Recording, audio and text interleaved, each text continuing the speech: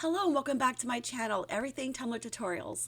My name is Rebecca Escott, and in this fun little video, I'm going to show you how beginner friendly this tumbler actually is, just using random stickers. Now, I had just made my son one that was an all anime tumbler, also using just random stickers he had purchased from Amazon. I had to have one. I wanted one that was self-loving, choosing happiness, and all the fun, inspirational self-love quotes I could find. I hope all you mommies out there had a very special Mother's Day. Happy Mother's Day to you all. And with that said, let's get started. So I'm probably going to show you the easiest tumbler I have ever done thus far. And just using all of these random stickers that I purchased from Amazon, which by the way were super cheap. I'm definitely going to have the link down for you guys below. So I, as you can see, just had them all sprawled out all over my desk and basically just wanted to pick the ones that stuck out to me the most. Now you can of course methodically plan this out and choose which ones you want to go at the top or whatever, but really you just can't go wrong. Pick out what you love and just place it all over the tumbler. And the most important thing is we're just really going to try to hide a lot of the stainless steel. You can do this tumbler in so many variety of ways. I mean, you could glitter the tumbler if you wanted and only pick and choose certain ones. You could do half a tumbler and then vinyl on the rest. I mean, the idea is simply endless.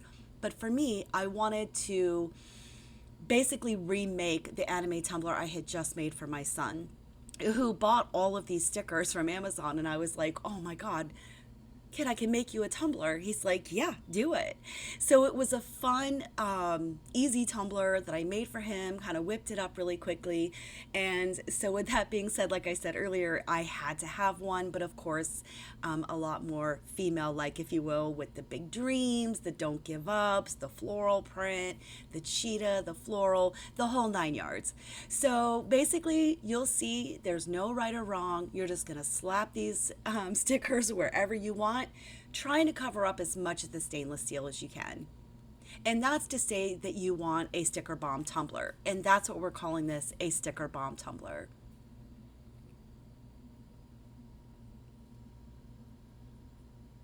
I can't tell you how many stickers I actually used. I low-key kind of want to count up all the ones that I had because there were like several hundred, and then subtract what I don't have anymore just so that would know how many I actually put onto this cup. Because your guess is as good as mine. I have no idea. But if you guys want to, we can just do a little fun game and just picture this tumbler at the end and give me your best guess. And then I can count back to see who's the closest. Maybe you'll win a free tumbler. So if you'd like to play along and possibly win your chance with a free tumbler, go ahead and put the number down below. Let's see who's closest without going over. So I'm going to go ahead and continue to finish up this tumbler. And again, if you might notice that I am overlapping the decals, stickers, it doesn't matter. That's the whole point of a sticker bomb, is really not making sense, but making sense, if that makes sense.